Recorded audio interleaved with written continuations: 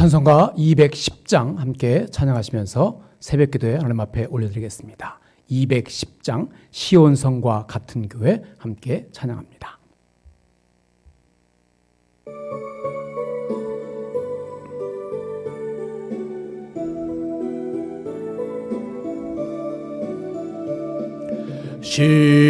시온성과 같은 교회 그의 영광 한없다.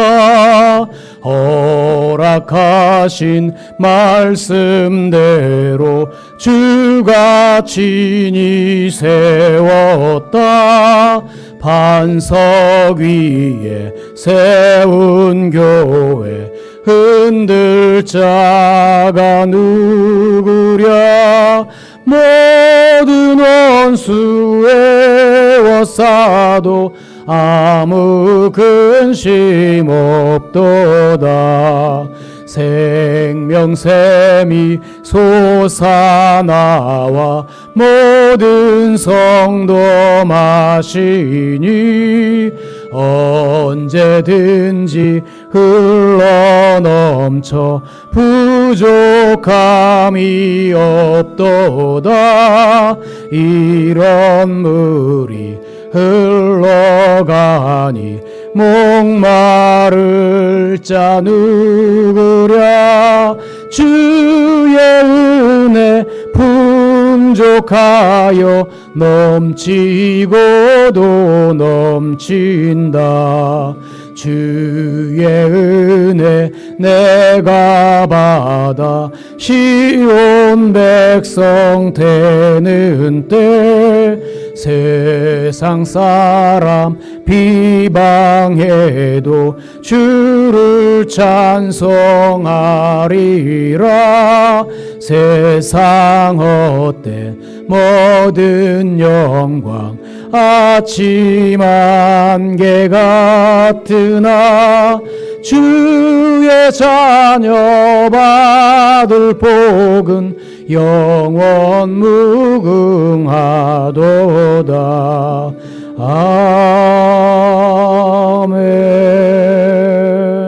아멘. 사도신경으로 신앙 고백합니다. 전능하사 천지를 만드신 하나님 아버지를 내가 믿사오며 그 외아들 우리 주 예수 그리스도를 믿사오니 이는 성령으로 잉태하사 동정녀 마리아에게 나시고 본디오 빌라도에게 고난을 받으사 십자가에 못 박혀 죽으시고 장사한 지 사흘 만에 죽은 자 가운데서 다시 살아나시며 하늘에 오르사 전능하신 하나님 우편에 앉아 계시다가 저리로서 산자와 죽은 자를 심판하러 오시리라. 성령을 믿사오며 거룩한 공예와 성도가 서로 교통하는 것과 죄를 사하여 주시는 것과 몸이 다시 사는 것과 영원히 사는 것을 믿사옵나이다. 아멘.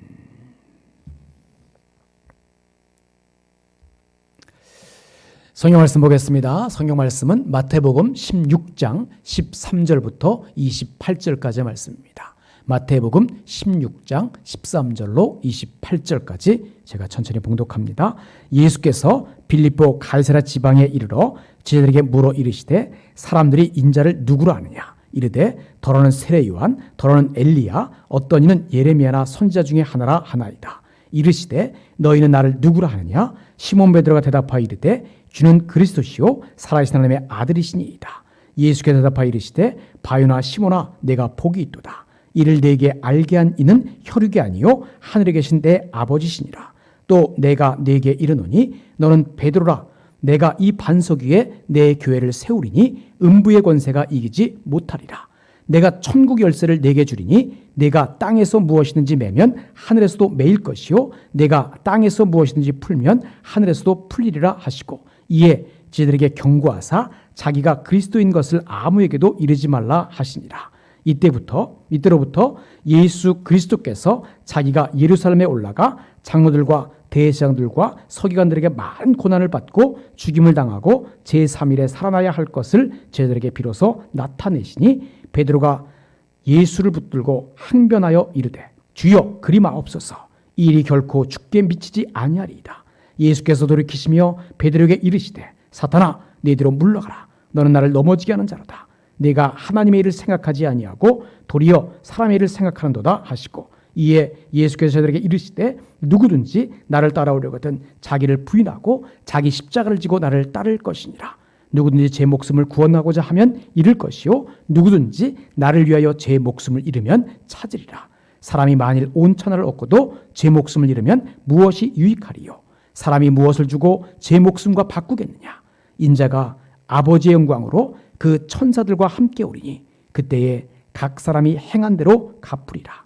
진실로 너에게 이르노니 여기 서 있는 사람 중에 죽기 전에 인자가 그 왕권을 가지고 오는 것을 볼 자들도 있느니라. 아멘. 오늘은 방금 봉독한 마태복음 16장 13절부터 28절까지의 말씀을 가지고 신앙과 교회의 기초라는 제목으로 말씀을 나누려고 합니다. 신앙과 교회의 기초. 예수님의 제자들은 예수님이 행하신 수많은 기적을 체험했고요. 또 예수님의 말씀과 해석까지 잘 들었어요. 그런데 예수님의 사명에 관해서는 이해가 부족했습니다. 그래요. 제자들은 어느 정도 지식이 쌓였습니다. 근데 쌓여진 지식이 완전하지는 못했어요. 따라서 오늘은 예수님이 원하시는 온전한 신앙의 모습이 어떤 것인지 함께 살펴보기로 원합니다. 먼저 보면 13절을 보십시오. 예수께서 빌립보 가이사랴 지방에 이르러 제자들에게 물어 이르시되 사람들이 인자를 누구라 하느냐. 예수님께서 빌립보 가이사랴 지방에 이르러서 제자들에게 당신에 대한 사람들의 생각을 물으셨어요. 바리새인과 사두개인들은 예수님이 행하신 수많은 표적을 보고도 예수님이 누구신지 깨닫지 못했죠. 그렇다면 다른 사람들은 예수님을 어떤 분으로 여겼을까? 보면 14절 보십시오. 이르되 더러는 세례 요한, 더러는 엘리야, 어떤 이는 예레미야나 선지자 중에 하나라 하나이다. 사람들은 예수님을 세례 요한, 엘리야, 예레미야 등 선지자 중에 하나라고 생각을 했어요. 이는 바리새인보다 낫기는 하지만 역시 오답입니다. 틀린 답이에요. 여러분, 예수님이 누구신지 아는 것, 그것이 믿음의 출발입니다. 예수님이 누구신지 아는 것이 정말 중요합니다. 그게 믿음의 출발이고 신앙의 기초예요.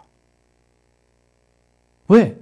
예수님을 알아야만, 예수님을 바로 알아야만 믿음이 생길 수 있어요. 바로 믿을 수 있어요. 사람들은 같은 것을 보았고 같은 메시지를 들었어요. 예수님을 통해서 이루어지는 모든 표적, 이적들 똑같이 같은 눈으로 바라봤어요.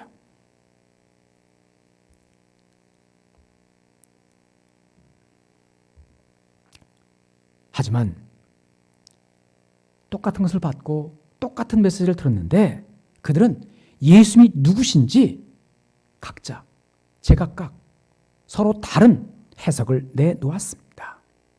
마치 장님이 코끼리를 만지듯이 저마다의 주장을 내놓는 거예요. 자기 손 감각에 들어오는 대로 단편적인 정보만 내뱉는 거죠. 예수님은 이런 분이다, 예수님은 이런 분이다, 엘리야다, 너 세례 요한이다.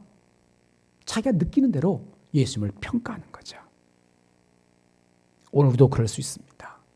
내 지식, 내 경험, 내 선호에 비추어서 예수님을 받아들여요. 그래서는 안 됩니다. 하나님의 말씀 그대로, 예수님이 알려주신 그대로 우리가 예수님을 바로 알고 믿어야만 합니다. 말씀이 육신이 되어 우리 가운데 오신 예수님, 그분을 이 하나님의 말씀을 통해서 바로 알고 바로 깨닫고 믿어야만 합니다. 오늘 본문의 베드로는 예수님의 질문에 완벽한 답을 내놓습니다. 본문 15절 16절을 보십시오. 이르시되 너희는 나를 누구라 하느냐. 시몬 베드로가 대답하여 이르되 주는 그리스도시요 살아계신 하나님의 아들이시니이다. 바라기는 베드로의 이 고백이 날마다 우리 입술의 고백이 되어지기를 주님으로 간절히 축원합니다. 이 베드로의 고백은 온전한 신앙 고백이에요. 그래서 예수님은 이 고백을 기반으로 해서 당신의 교회를 세우겠다라고 말씀하십니다. 본문 17절부터 19절입니다. 예수께서 대답하여 이르시되 바요나 시몬아 내가 복이 있도다. 이를 내게 알게 하니는 혈육이 아니요 하늘에 계신 내 아버지시니라. 또 내가 내게 이르노니 너는 베드로라. 내가 이 반석 위에 내 교회를 세우리니 음부의 권세가 이기지 못하리라. 내가 천국 열쇠를 내게 주리니 내가 땅에서 무엇이든지 매면 하늘에서도 매일 것이요 내가 땅에서 무엇이든지 풀면 하늘에서도 풀리리라 하시고, 내가 이 반석 위에 내 교회를 세우리니 라고 말씀하세요. 여러분, 이 말씀은 우리 신앙과 교회 공동체의 기초가 무엇인지 분명하게 알려줍니다. 그래요. 하나님의 말씀은 우리 믿음의 토대가 됩니다.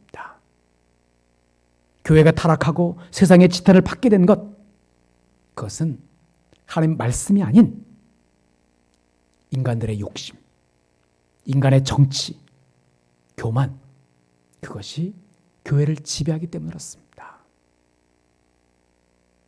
주는 그리스도시요 살아계신 하나님의 아들입니다. 라는 이 고백 외에 다른 것은 없습니다. 주는 그리스도시요 살아계신 하나님의 아들입니다. 그리고 그 고백은 우리의 평생과 매일의 삶을 결정하는 기준이 되어야만 합니다. 베드로는 온전한 신앙 고백을 했지만, 그런데 바로 이어지는 예수님의 순환 예고에 저항하다가 저주에 가까운 꾸지람을 듣게 되죠. 21절부터 23절을 보십시오.